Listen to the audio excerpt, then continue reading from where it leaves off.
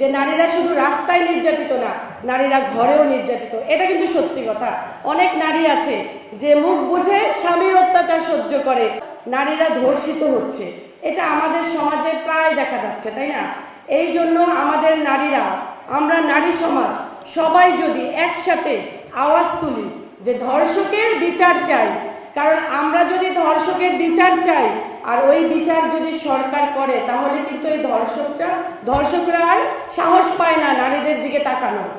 আমরা নারীরা পারি, সব পারি। নারীরা যদি একসাথে আওয়াজ তুলি, তাহলে আজকে রাস্তায়, ঘরে, কোথাও ধর্ষকরা স্থান পাবে না। আর একটা বোন বলে গিয়েছে যে নারীরা শুধু রাস্তায় নির্যাতিত না, নারীরা ঘরেও নির্যাতিত। এটা কিন্তু সত্যি কথা।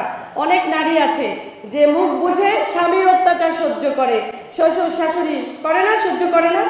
না, আজকে কিন্তু সেই দিন নাই। নারীরা আর সহ্য করবে না, নারীরা এখন আওয়াজ তুলবে, নারীরা এখন সব পারে।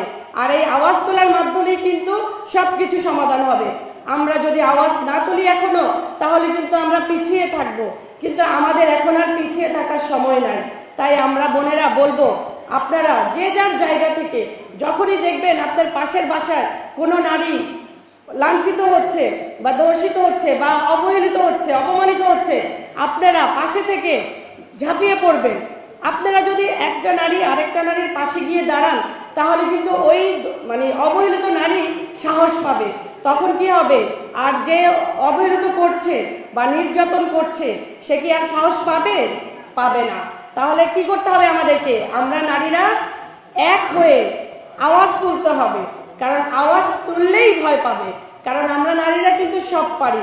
অতএব আমাদেরকে ভয় পেলে হবে না, কিন্তু আমাদেরকে একসাথে আওয়াজ তুলে বলতে হবে কি, আমরা নারী সব পারি।